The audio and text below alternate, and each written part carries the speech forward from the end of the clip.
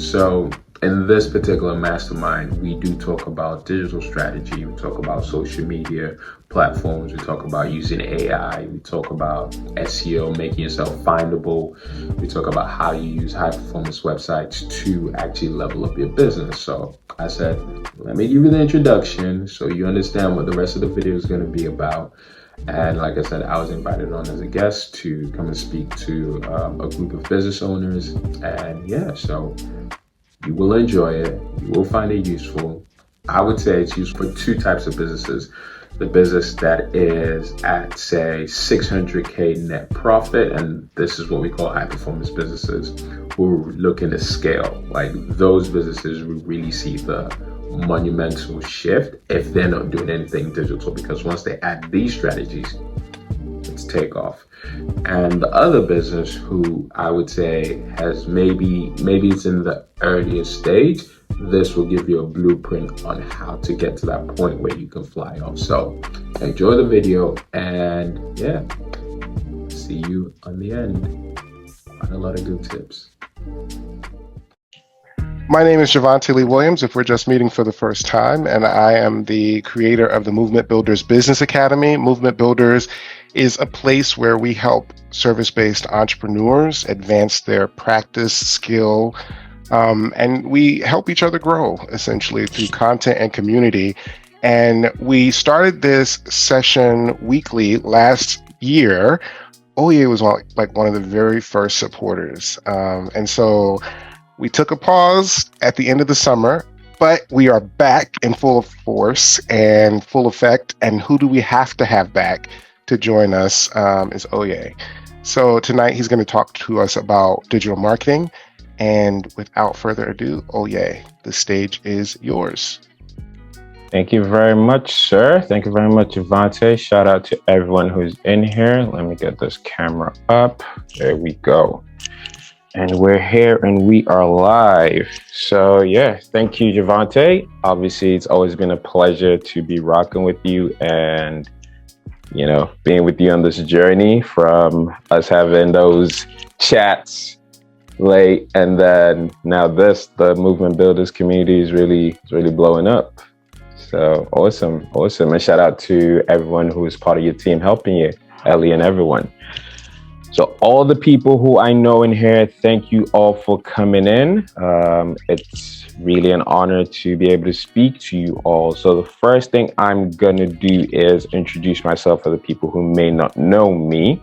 My name is Oye. I am the CEO of Cubs Group Media. We're based in Manchester here in the UK, and we are a digital marketing agency that focuses on high performance websites, client acquisition systems, and marketing.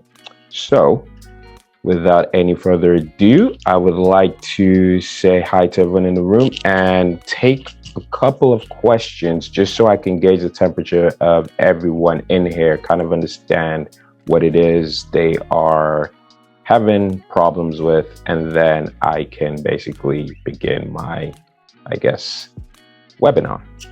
So I'll start with Sparkle.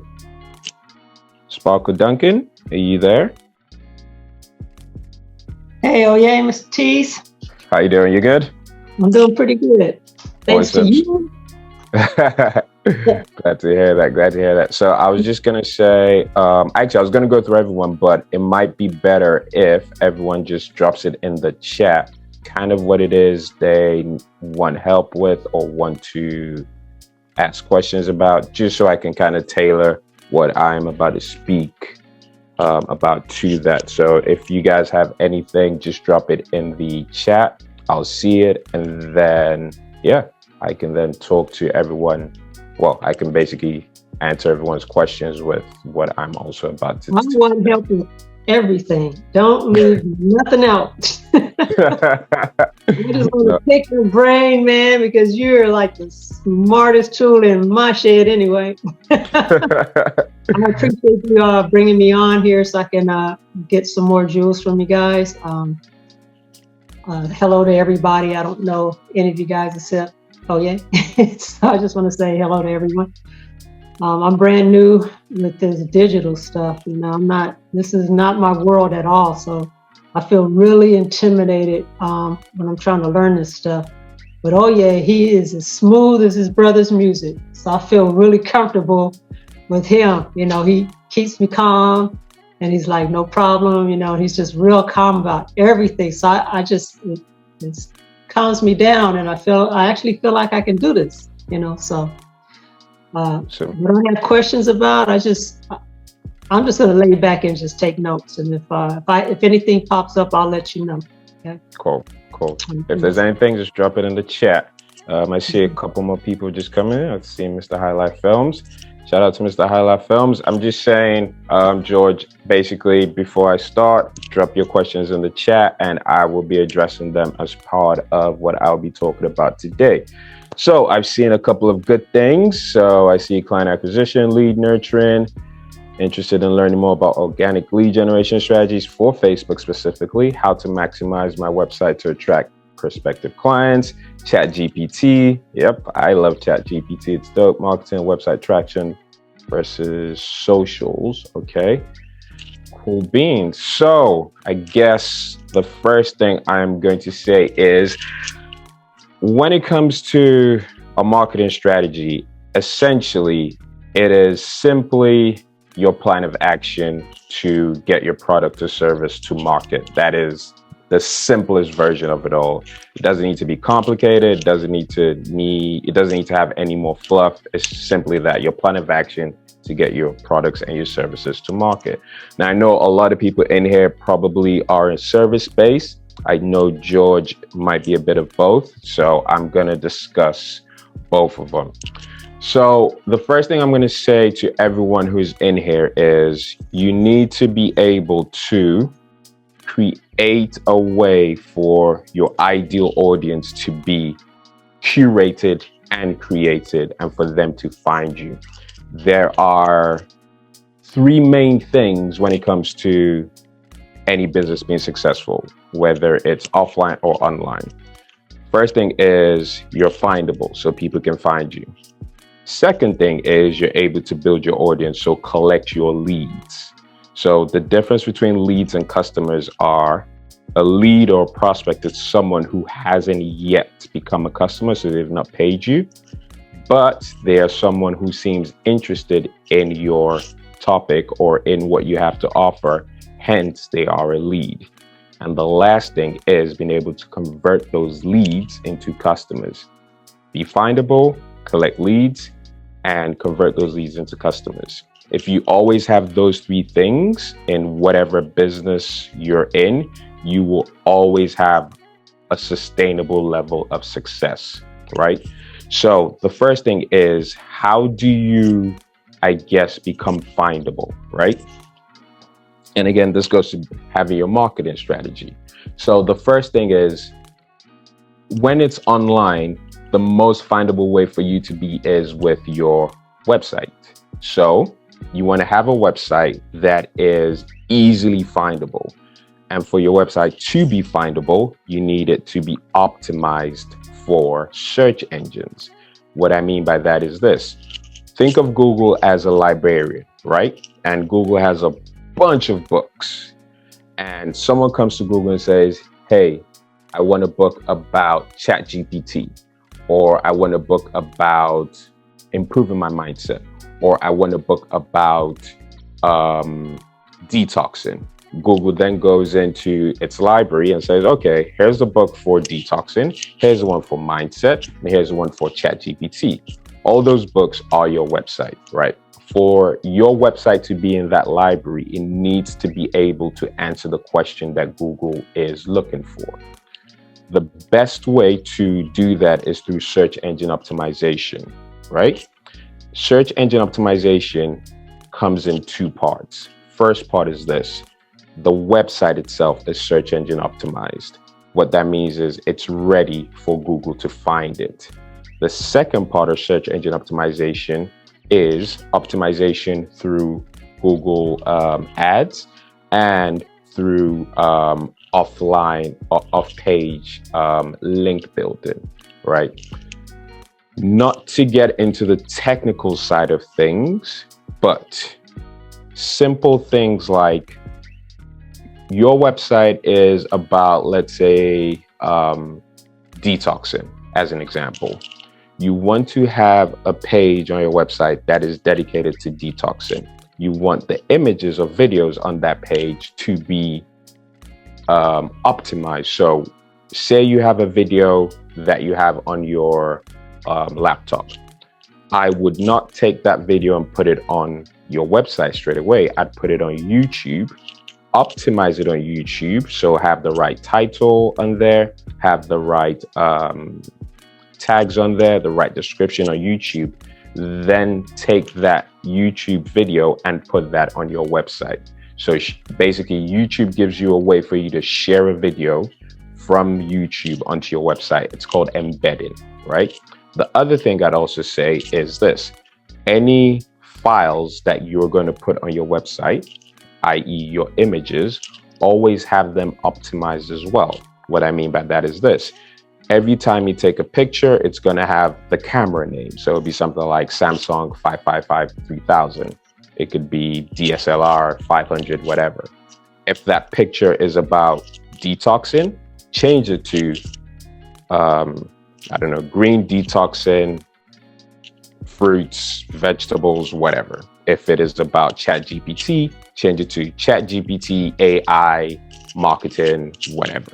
If it is about, if you're a lawyer, change it to law firm, solicitor, lawyer, property services, and commercial litigation. So you're not putting DSLR 5000 on your website, you're putting a keyword optimized file on your website. Now, these two things, when Google now sees, oh, okay, so that image is about this, that website is about this, and that page is about this. When I now come to Google as a librarian and ask him, hey, or her, I need a website about X, Y, and Z, or I need information about X, Y, Z, they go in and say, okay, this website had this, this, this, and this. Here's one that you can look at, right? And that is how you optimize your website in a very simple form, okay? So it's always about having the files that you upload to be as optimized as possible, right? The next side of that is the technical part. But the simplest way to explain it is this: having links coming from other relevant websites to your website helps it to come up, right? The first part is making it essentially ready for Google. The second part is basically raising it up for Google to see it, right? This part, I would say, is the technical part. But if you understand it like this, your website, again, is here. All these other websites are voting or throwing up their hands and say, yeah, I vouch for this website. I vouch for this website. I vouch for this website. Those are the links that are coming back to that website, which is pushing it up. The more reputable the websites that are vouching for you, so they are linking back to you, the more likely it is for you to come up and be optimized for those relevant keywords that they're linking back to you with. If this website over here, for instance, WebMD, is linking back to your detox website and it's saying best green juice for detox, and it's linking back to that website, in Google's head, it's saying WebMD is a very reputable website based on Google's algorithm. And they're saying they vouch for this website over here, so they must be good. If you get 300 WebMD type of websites doing that in Google's eyes, you are a good website. So that is really, oh, mic is scraping and chain. Sorry about that, Javante. Is that better? Can everyone hear me better now? Just want to double check before I continue. No, your sound's good. It's just when you move and you talk with your hands, it was scraping the chain. It's good. Right, okay. I'll pull this up here so that should keep it out the way. Cool. So yeah, where was I? So yeah, every time your website is vouched for by these other reputable websites, it then shows Google that yes, these guys are good, right? So in a very quick nutshell, in a blueprint, that is simplifying how you optimize your website to be findable for Google, right? That's kind of like the first part. If you always look at your online business as you trying to create the best party for your potential customers or audience, that is how I basically understand it. The better the party I can create, the more likely I can get people to come to my party. That's the best way I explain it, right? And how you get people to come to your party is through the stuff you put out on the internet. So using social media is one way. YouTube, Facebook, all those sort of things. Using search engine optimization is another way, which I've just explained.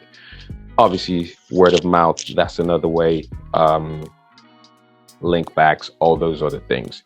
But I'm going to focus on these two main things, social media and SEO. We've talked about SEO. Now let's talk about social media. The best way to use social media is this.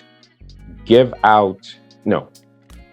best way for you to help people is to help people, right? So on your social media, give out what my mentor or coach calls community service information or community service tips, right? So I'm in web design. My team and I, we talk about a lot of entrepreneurship stuff. We talk about marketing. Those are our things, right?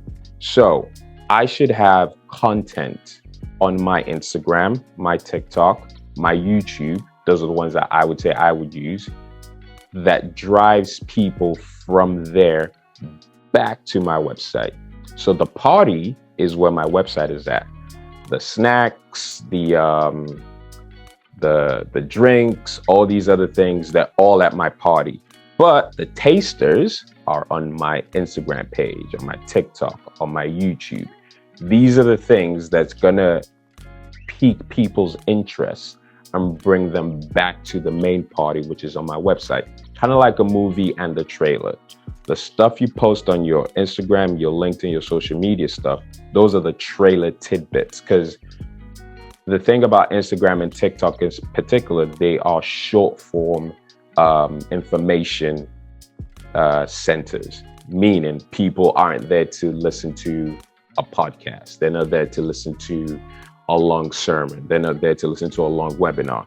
They would give you max of 60 seconds, maybe 120 seconds, and that's it, right? So within 30 to 60 seconds, you need to capture their attention, capture their information, bring them back to watch the main thing where your party is at, right? How does that work? I would film a long, maybe 15-minute video about how a client attraction website is different from a brochure website, right? And then in there, I would probably say something like, a client attraction website is the type of website that creates systems that sell your customer and attracts that customer as one process. And I would say something like, a brochure website just says you're really good at what you do and it doesn't do anything else. There's nothing in it for the customer.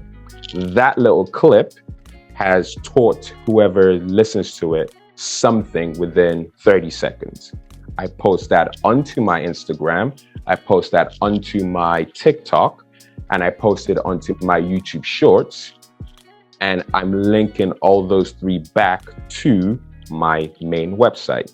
So on Instagram, I will say, click link in bio to see the rest of the video or to learn more. On my TikTok, I would say the exact same thing. On my YouTube, I would say, watch the full video on this channel, right? So everyone can click, everyone is being led with those call to actions to those links. And from those links, they're bringing them back to the party, which is on the website, right? So when people say they don't understand why they're posting, but it's not working, it's because you're not posting with intention. Posting isn't marketing. Posting is a form of getting people's attention, right? The marketing side is where you have the call to action that tells them to do something to become findable collect them as a lead, or convert them into a customer. So the process is this. I post that trailer. I say, click link in bio to see more. They click the link. It takes them to my website. On my website, I say to them, here is something that's really useful for you. Enter your name, phone number, and email. They enter their details in order to see that thing that's useful for them.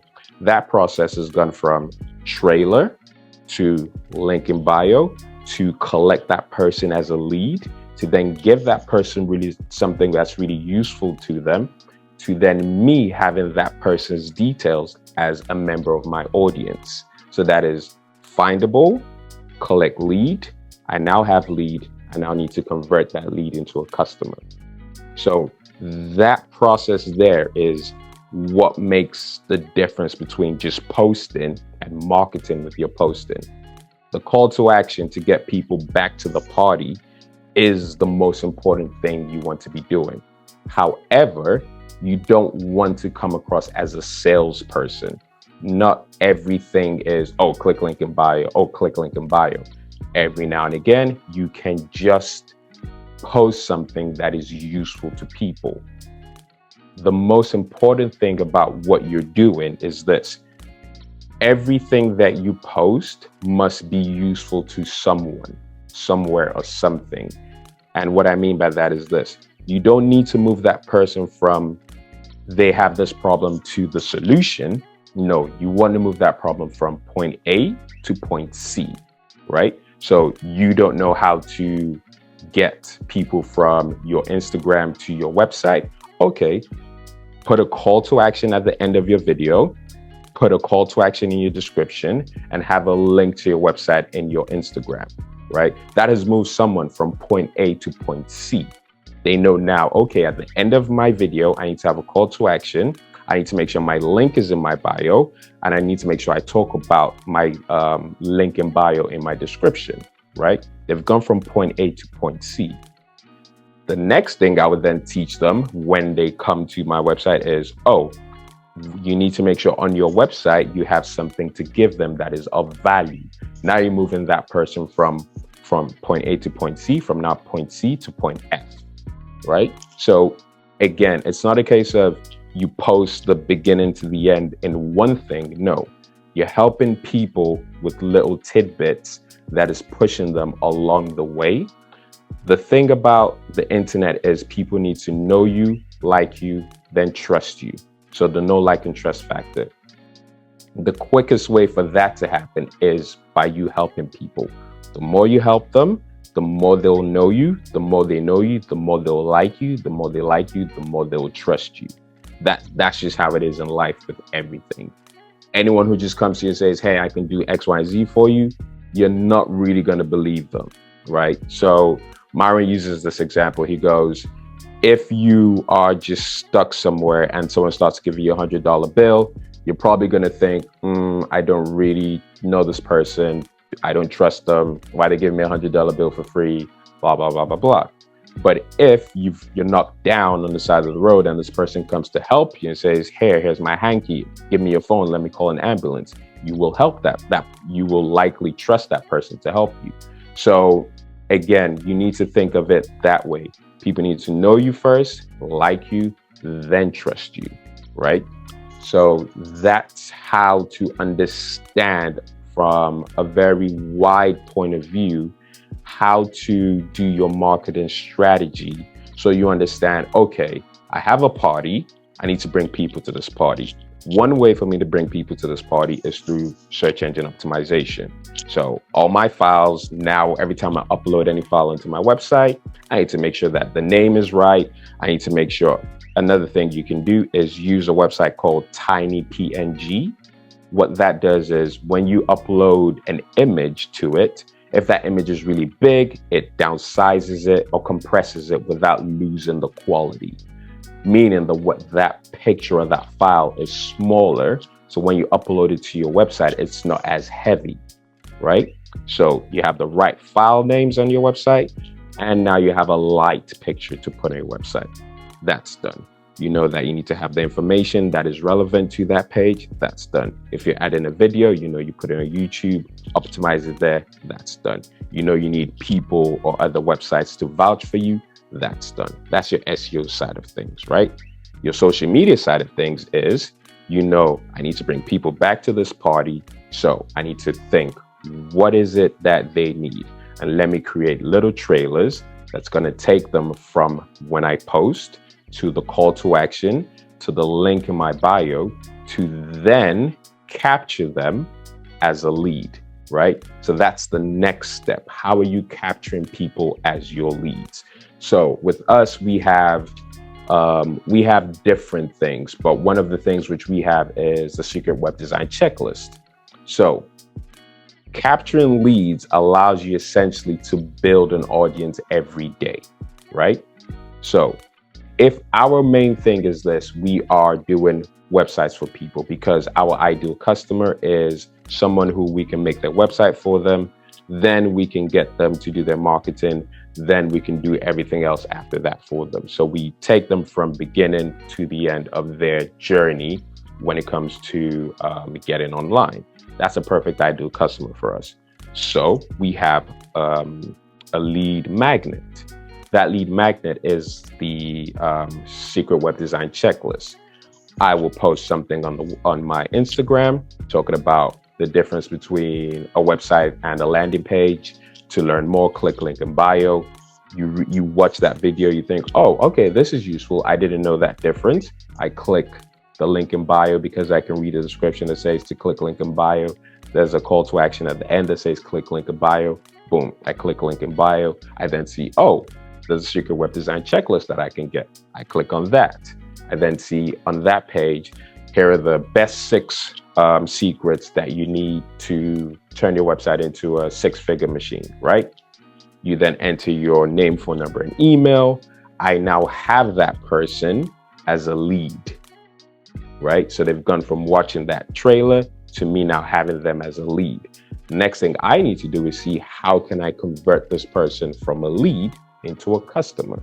And that's where you have different offers that you give to people, whether it's a case of you want to have a service that you provide for them, so a done for you service, or you have a mastermind that you provide for them, or you have products that you have for them, or you have done with you services, or you have a course.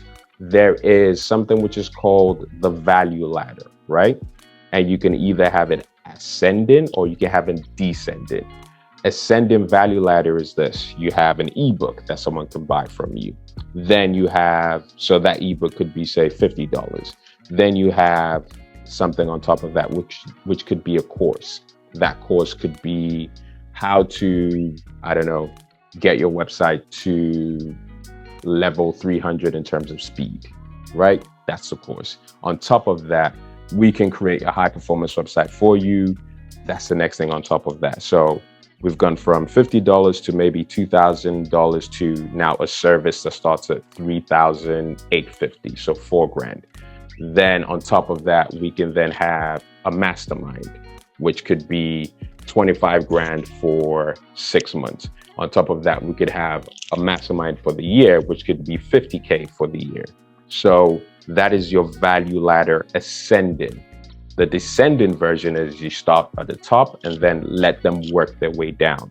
So the first thing the person would see would be my most highest expensive thing or my highest offer. And then they say, okay, I can't get that, but I can get this or I can get this.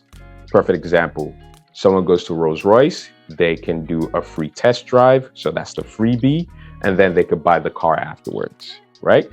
Or they can see, okay, cool. I just came here to window shop. I can't get any of the cars, but I can get a Rolls-Royce cap.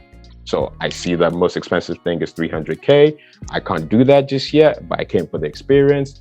But I can get me a cap or I can get me a t-shirt. So they've gone from most highest thing to the lowest thing. And then if they want to work their way back up, they will work their way back up. So that is the difference between an ascending ladder and a descending ladder. What else was I gonna say? So we've gone from being findable to collecting leads and to converting those leads. So one problem which I always notice a lot of people have is this. A lot of people charge for how long it takes them to do stuff, right? A piece of advice that I would always say to anyone is this: charge based on the outcome, not on how long it took you to do whatever it is it took you to do. So charge based on the result and the outcome, not how long it took you to actually get that to work. So, or how long it took you to make it. We can make a six-figure website now within, say, 30 days. But it took me specifically 2006 to now, so over 10 years to be able to do that. Am I going to say, because I can now do that in 1 hour, I'm only going to charge that person 1 hour? No, right? The experience for the result is what's being charged for, not that I now know how to, if I can't do it in an hour, do it in an hour. I'm not saying that it will be done in an hour, but I'm just using that as an example, right? So always charge based on the result. Don't charge based on the time. That is one mistake that I know a lot of entrepreneurs make, and that's something which I wanted to point out, that we should always be able to identify. Because when you charge based on the results, you're focusing on the value you're bringing to the customer, not on the time it took you to make it. Because the better you get at creating that result, the quicker you get at it, you now should not be punished for getting more efficient and getting your client the result that they want quicker. So focus on the result, not the time it took you to get to that result, right?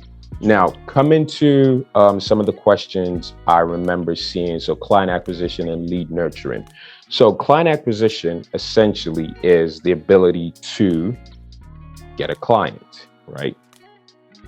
The best way to think about it is to think from the end and work your way backwards. I always say focus on positioning yourself as the Rolex, because when you position yourself as a Rolex, everybody wants to work with you, right? There is no advantage of being the second cheapest. If you're not the cheapest, then you don't have any advantage. If you are the cheapest, it's going to take you a long time to get to your financial goals, right? And as Myron says, if you're the cheapest, no one believes you're the best. And if you're the best, no one expects you to be the cheapest. So if you know you're the best and you can back it up, position yourself as a Rolex. Let everyone come to work with you. And the reason why I say that is this: you now know that you don't have to deal with people who are looking for deals, who are looking to be tire kickers, who are looking to say, oh, maybe if. When you position yourself here, you now become aspirational. So people who want to work with you already know this is where this person is at. I am the one who needs to level up to work with them. People who go to buy a Rolls Royce know I need to at least be able to drop 300K. If not, I know I'm just going there to window shop. They're not going there to haggle. No one goes to Rolls Royce to haggle. No one goes to Rolex to haggle. So if you know you're the best or one of the best, position yourself as a Rolex, provided you can actually do what it is you say you can do, right? That is the most important thing. When you've done that, focusing on who you want to attract is now the next thing. Think of the person at the end of the funnel that you wanted to attract, and then work your way backwards. High performance websites or high performance businesses, we create the secret web design checklist. So we know anyone who's looking to create a website, they would need a secret web design checklist. In the messaging, we then say, this is for high performance websites who are looking to create, this is for high performance businesses who are looking to create a high performance website. So through the messaging now, they now know, okay, am I a high performance or am I looking to get to high performance? If the answer to one of those things is yes, then they know they need to go and get the secret web design checklist. If the answer is no, they know that, okay, I can get this, but I'm probably not going to be able to work with them yet. I can aspire to them later. So I'm not going to get the Rolls Royce now, I'm going to get a cap. I'm just going to go for the free test drive and then come back when I'm at the point. When you have that sort of positioning in place, focusing on the clients that you want to attract now becomes easier because you know who specifically you're talking to. When you now create content for those people, you know exactly what to create. You know, you want to create how to turn a 10 grand website into a 100 grand website, what it takes to create $1 million website, what a 500K website looks like, what are the systems behind a 300K website. Those are the pieces of content you will now start creating because those are the pieces of content your customer is looking for, right? And I say that specifically on our end. The exact same thing will apply to people who are looking to get to that level as well with their particular industry, who are at this point listening to me. When you now have that strategy in place, you now know, okay, the lead magnet is going to be this. And then when I get those people in, the email sequences, which is how you nurture them, is going to be this. Going back to what I said earlier about you having your trailers that leads people either to the long form content or to your party still applies here because people need to know, like, and trust you. When they see your stuff, whether it's through the nurturing sequence or your free community service content on your Instagram, they start getting a picture of you. They now either know you now or like you or begin to trust you. So that's how you kind of immerse people into your world, attract them first. You know, okay, here's a person at the end I need to get. So I'm going to create this lead magnet that positions me at this level, but I know attracts these sort of people. I now get these people in. I'm now findable. I've attracted these leads. I now need to nurture them. The type of content I'm creating is the type of content I'm going to immerse them in. So I may make a podcast about one thing. I may drop a TikTok about another thing. I may drop a reel about another thing. All those three things are different pieces of content, but it's still relevant to that person. I now have them on my list because they're a lead. I can now feed them that content to immerse them into my world and understand what it is I do, and then get them to know, like, and trust me to then take off one of my offers. That's how you nurture. That's how you have a client acquisition to nurture them to become a customer from a lead. The next question, how do I maximize my website to attract prospective clients? So Michelle, in what I've just said now, that is essentially the exact same thing. So you want to maximize your website to attract prospective clients. Who is the type of client you want to attract that's over here? From what I remember of you, I know you work with celebrity, you're in PR, you work with celebrity clients, you want to attract more celebrity clients, more corporate clients, those sort of things. So your website should be reflecting that sort of stuff, right? You've worked with the Fox and all these sort of people. You should have those things on your website. At the same time, you need to be positioned here as the Rolex. Your messaging, your imagery, your aesthetics, your pricing. Pricing is a big part of your strategy if you position yourself at the top. No one will expect or believe you're good or the best if you're saying, yeah, I'm the best, but for my PR work, it's only $20. There is a disconnect there. Same way, if I go to Rolex and I say I want to buy a Daytona and they say, oh yeah, it's only $50. I'm going to be like, why is it broken? Or like, is it a fake or something, right? So your pricing is a big part of your branding, right? So you want to maximize those prospects. This is the person I want. I want celebrities. So create a celebrity style looking website or a website that's going to attract the celebrity, right? Next thing, your content that is on your website, because that's the party, but also the snacks or the tidbits or the trailers to bring people back to the party needs to be relevant to them. How to be a celebrity and avoid paparazzi where you don't want to. How to live your life as a celebrity in peace and not be disturbed by the media. How to handle the media when you're caught off guard, blah, blah, blah. How a $1 million celebrity is able to create $1 billion PR by using these 5 tactics. Those are the pieces of content that a celebrity that's looking to be high level, those are the type of things they'd be looking for. They would see those pieces of content that you post on your Instagram, on your TikTok, on your YouTube, say, this person seems like they know what they're talking about. Because don't forget, the YouTube algorithm Instagram algorithm, all the algorithms are to give the person what Instagram thinks they want, or that social media platform thinks they want. If I am liking pages about mindset, about entrepreneurship, about Jay-Z, about business, about Afrobeats, Instagram is going to say, okay, this guy likes these 5 things. Let's send these 5 things to him.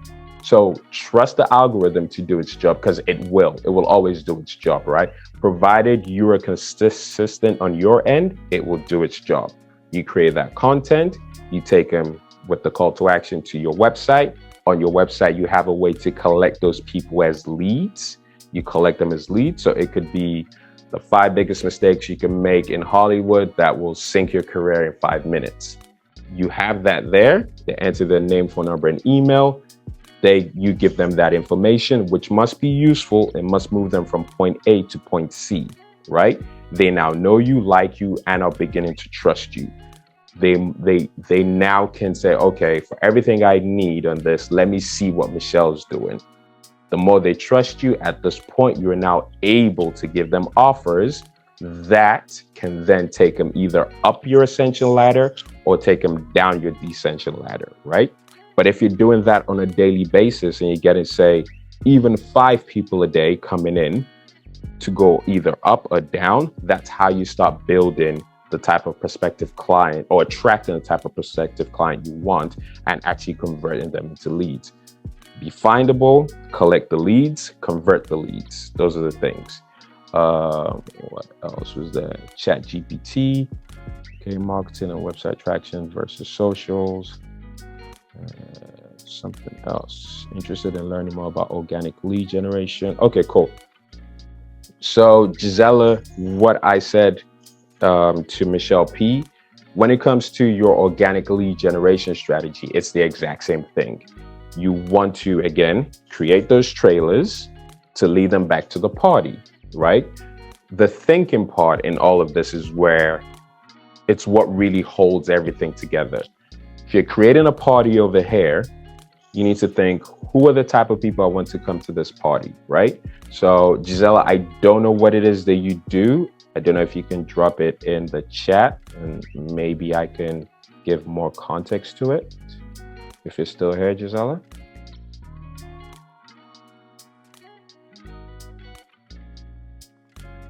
No? Okay. Well, let's say you are, I don't know, a mathematician, let's just say, and you're looking to attract kids who, you're looking to tutor kids in math.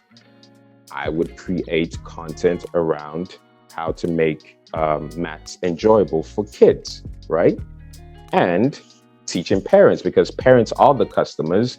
The clients really are the parents, but the results come through the kids. Hello, yes. Generate leads mainly on Instagram. Yeah, what is it you do? What is it you do, Gisela? Before I give you this whole math whiz kid scenario.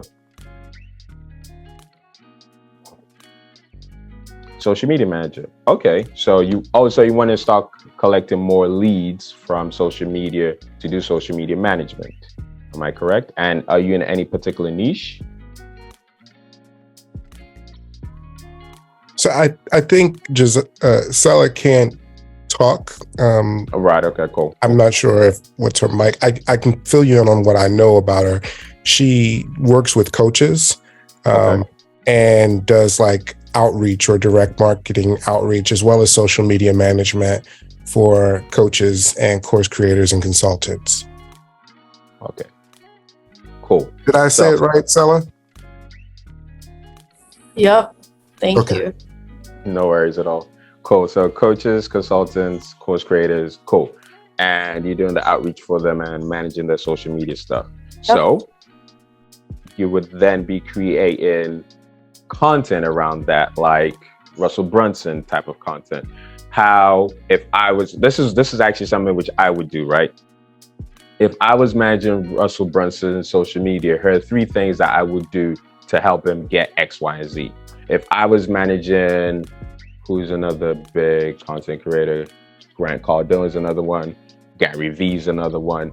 I would create those pieces of content that would position you as the authority, give great information that is useful to the target audience that you want. So if Gary V's over here and I know he's the type of customer I want, first thing I know is I'm positioning myself as a Rolex. I want to get Gary V. Let me talk about the sort of stuff Gary V needs, right? So I would say when I create content for my high level content creators or my high level coaches or my high level industry thought leaders, one thing I use is Answer the Public, or another thing I use is Ask Socrates. So these are really good websites that allow you to put your keyword in there. So say, for instance, social media. You could put social media in there and it will give you a list of questions that the algorithm has generated from people asking questions on the internet, right? So Answer the Public and Ask Socrates, right? Those things will give you the type of content to create, because it will tell you the questions that are being asked, and then you can then say, okay, these are relevant to my niche. I can then create these pieces of content. But you actually saying that on your piece of content, saying, here's 2 tools that I will always use when creating 6-figure content for my 7-figure clients, right? And you put this one and this one. Now, people who never heard of those tools would be like, oh my gosh, that's really amazing. I didn't know that's something you could do. People who already use those tools will think, oh, she really knows what she's talking about because she knows these tools, right? Now they get to know you more. They now get to like you more. They get to trust you more, right? The pieces of content, again, always are the snacks to lead people back to the party. It's literally like a trail of breadcrumbs. You need to find what it is the person over here really wants.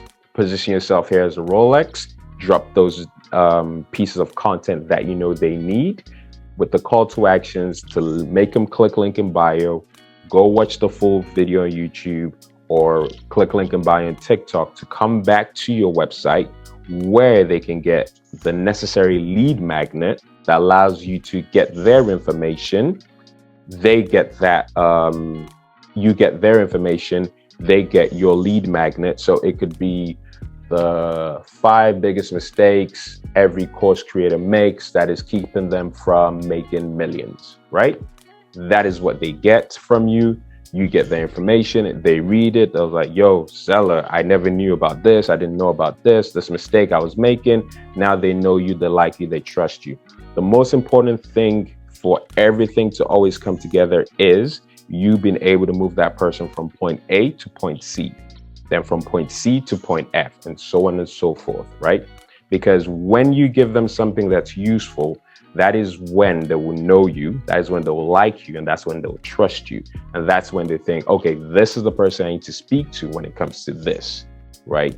So that same process of being findable, collecting the leads to then convert the leads, those are the ways that you will get your Instagram leads or Facebook leads or TikTok leads or YouTube leads to come back to your party, collect them as leads, and then your offers is what you give them. Again, either you're sending them or you're descending them. That's up to you. So when it comes to how you get those leads organically, it will be through posting relevant content to the person who you're trying to attract over here by you positioning yourself over here. The thing about organic is it is slower than having it paid. But I will always say, always start with organic, because when you see what's working, you can then pay those things to work even better. i.e., I post a reel on Instagram about how we made a Boston Celtics website when they won the Eastern Conference Championship last season. That reel did, I think, 7,000 in views or something like that. Then it went up to, I think it went up a little bit more than that. But all those people then clicked my link in bio to get, well, some, not all of them, a lot of those people click linked in bio to then see all the other stuff. Some became subscribers on the YouTube page. Some of them clicked the website. Some of them clicked the Secret Web Design Checklist, right? That was off one reel.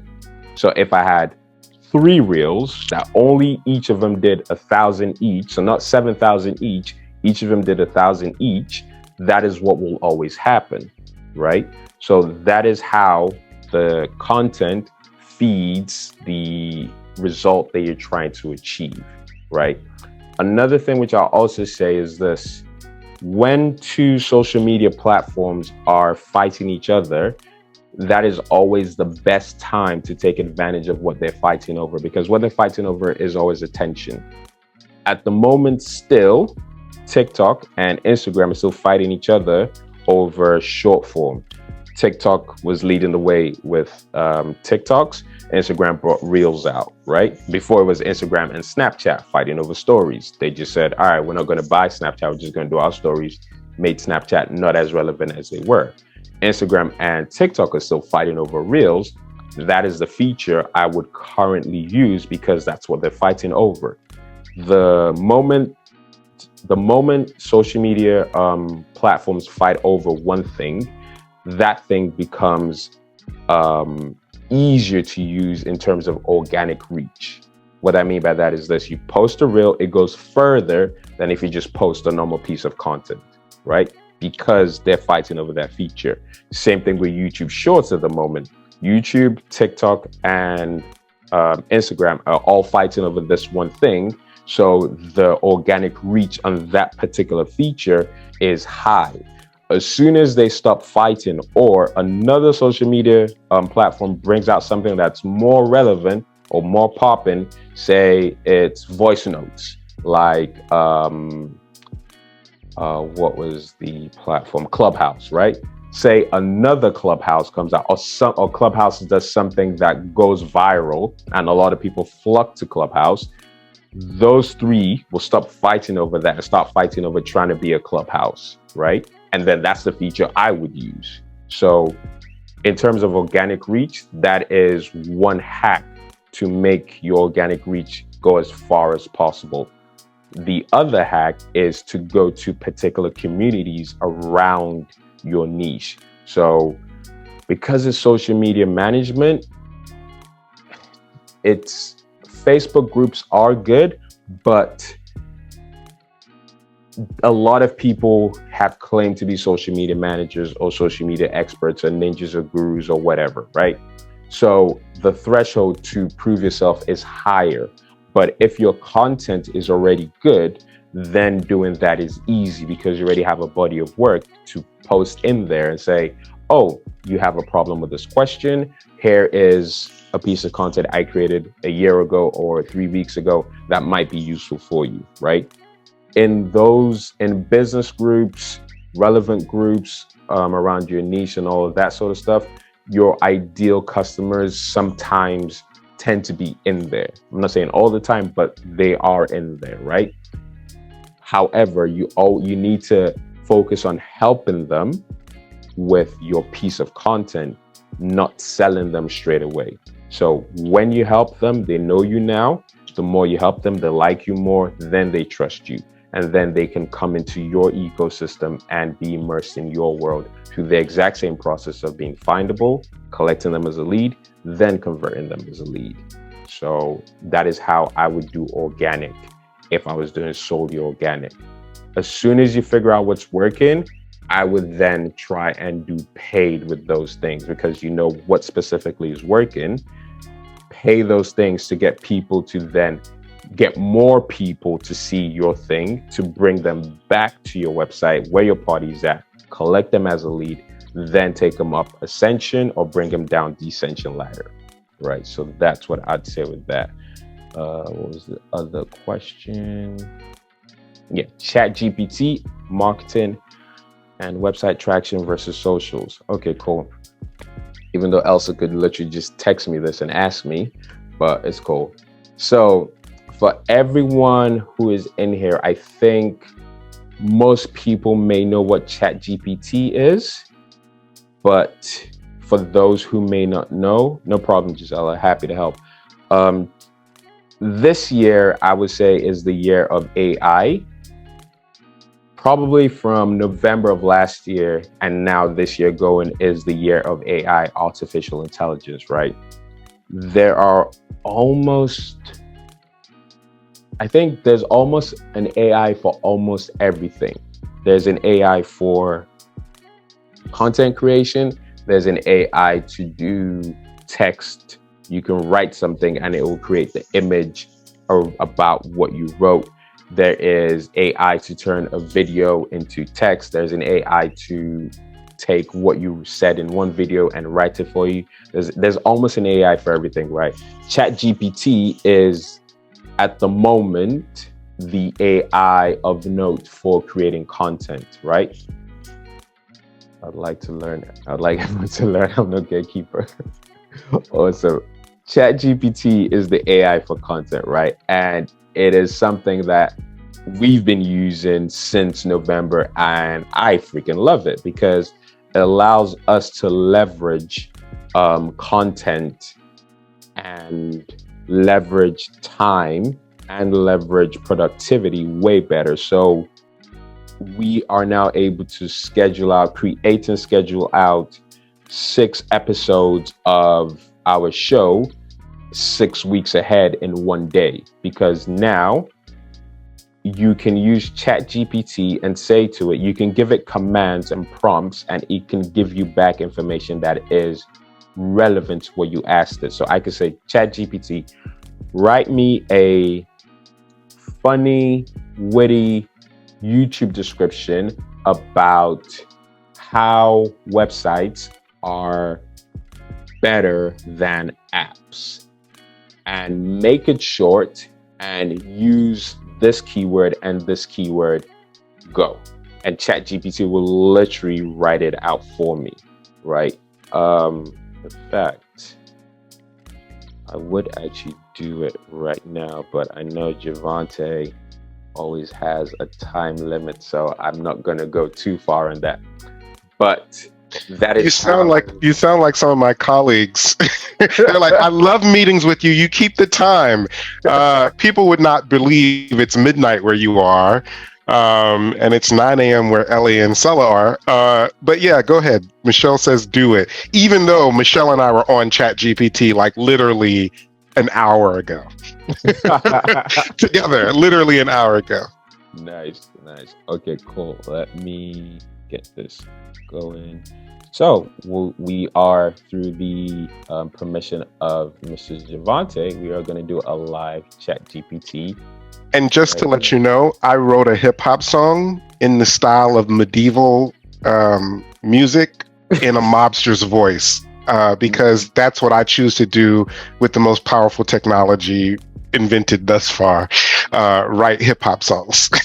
He said, I'm gonna write this hip hop song. I'm gonna get this album out. It was great because it was like old English and it rhymed, but it was like a mobster singing. It was really good.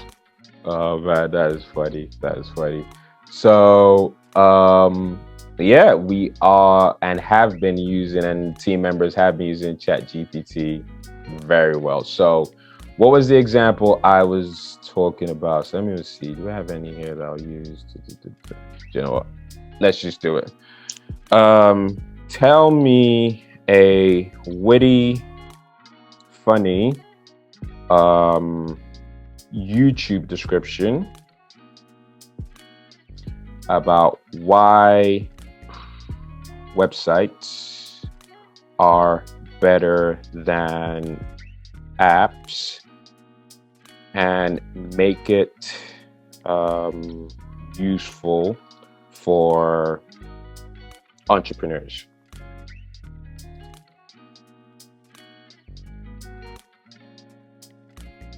There you go. Why settle for one trick pony app when you can have a whole stable of features on your website?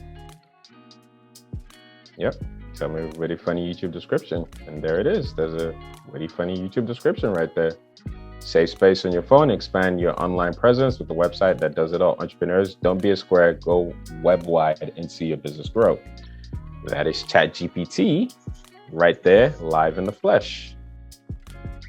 So folks, The first thing I'm going to say about ChatGPT is this.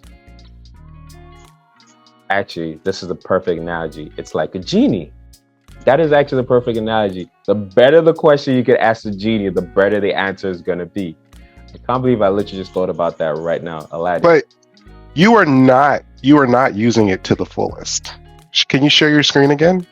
Okay. You're like, uh-oh. Because the G in ChatGPT stands for generative. So what it can do that search engines can't is it can take instructions and change things and create. So type rewrite the above, but make rhyme. Dude. Okay. I'll do that, but let me do this already. I thought you were about to tell me something I didn't already know. No.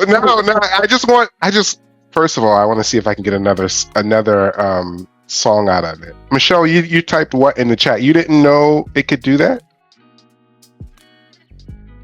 You got to type on above.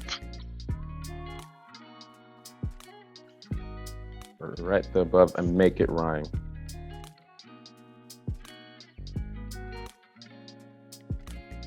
So now you have that same description and it rhymes. And you can continue to change and change. You could say, make it only 2 sentences. It can write your newsletter, Pamela.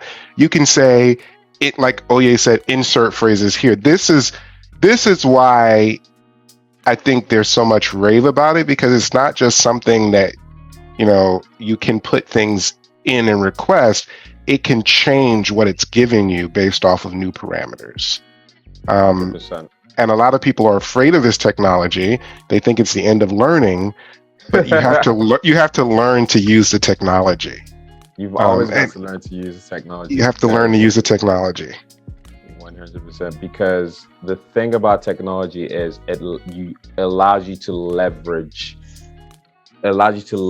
time, allows you to leverage productivity, allows you to leverage so many things just because there's now a tool to do it. So with a tool like this, it's easy now to write descriptions, to find. Actually, I'll show you another example. This is one that we use usually. So tell me 10 questions people are asking, or tell me 10 popular questions entrepreneurs are asking, usually ask about creating a website.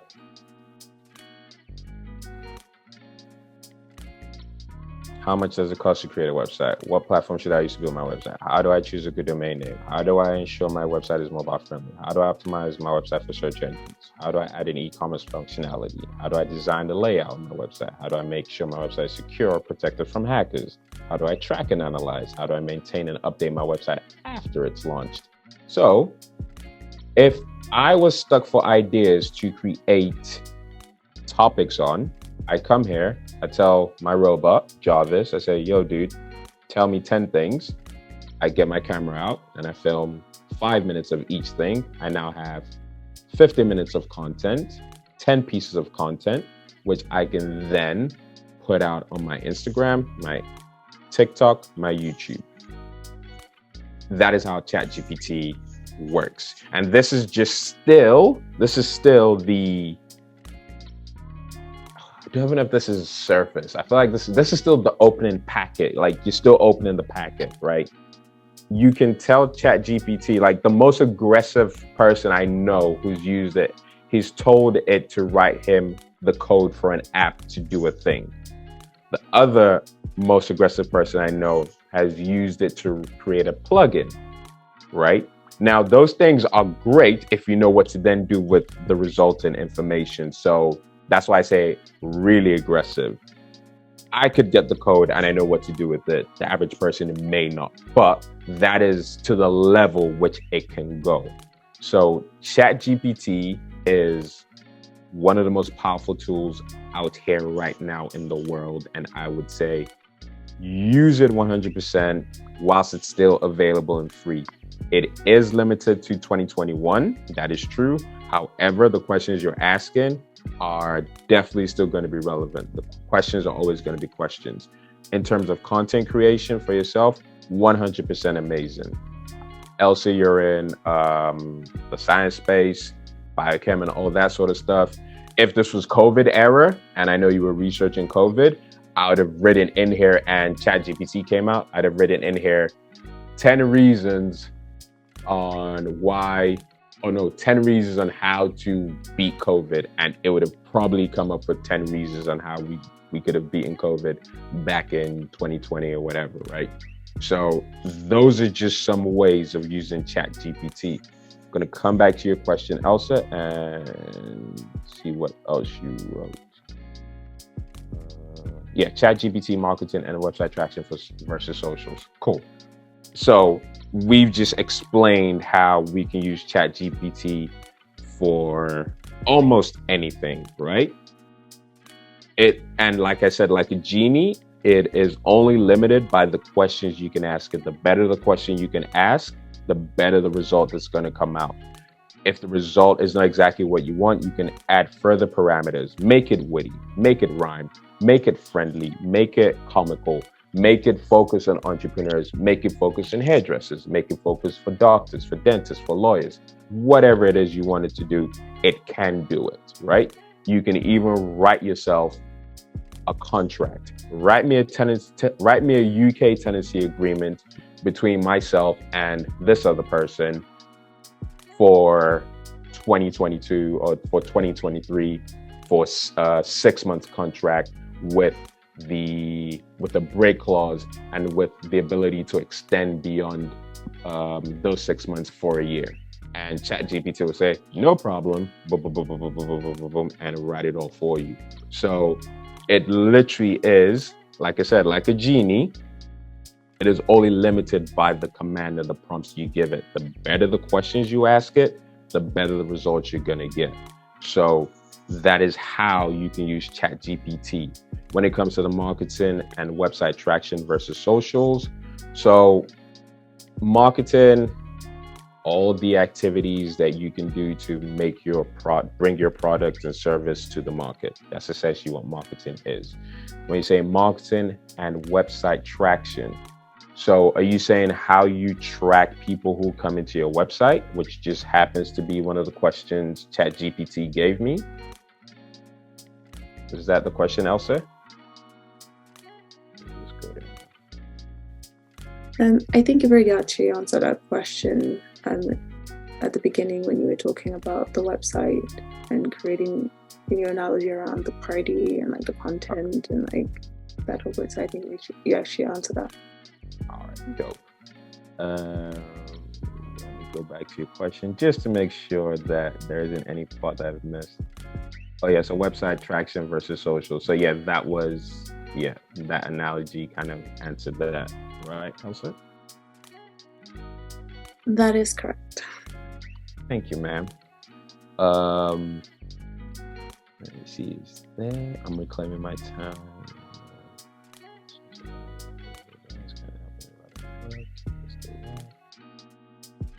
Okay, cool. So I think I've actually gone through all the questions.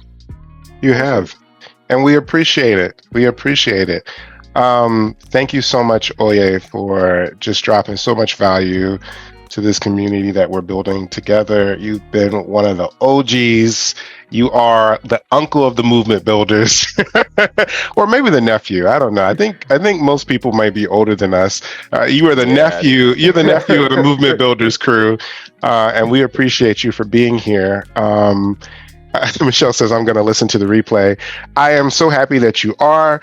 That brings me to the next thing that I want to tell you. Most of you here are a part of the Movement Builders community, and it is a website that you can join. It's a monthly subscription fee, but you get to try it out for just $1.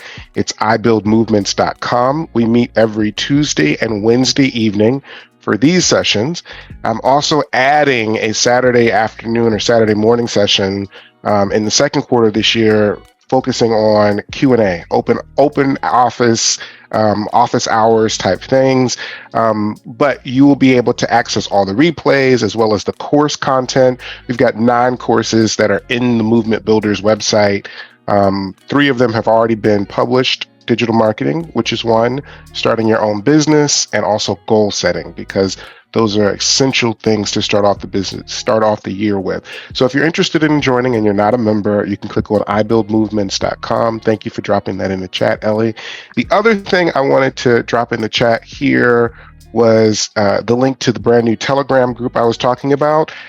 This is a way that we can just send out a quick reminder. A lot of the email goes to spam or filters, or maybe you don't check it. But if you get a ding on your phone, this will remind you. So you can download the app, the Telegram app, by clicking that link, and it'll take you and put you right in the group. Oye, you will be back. I don't remember which days you're coming back. I think you're coming back in March, but you will be back with us in Q2 to give us another talk on a different aspect of what you do, but related to digital marketing and content creation. So, Ellie, do you have the date that Oye is coming back? As long as it's not on Chris Brown Day. I don't know when Chris Brown Day is, but March 28th. Creating content that gets people to buy. Creating content that gets people to buy on March 28th. So we look forward to that again. Thank you so much. Somebody say, what's Chris Brown's day? What's Chris Brown Day? So Breezy is coming to the UK for the first time in like 12 years or something like that. So tickets are being selling, and I got tickets. So well, there you go. Yeah, March. Hopefully it's not Chris Brown's day. If Chris Brown Day, if you need to reschedule, let us know. All right.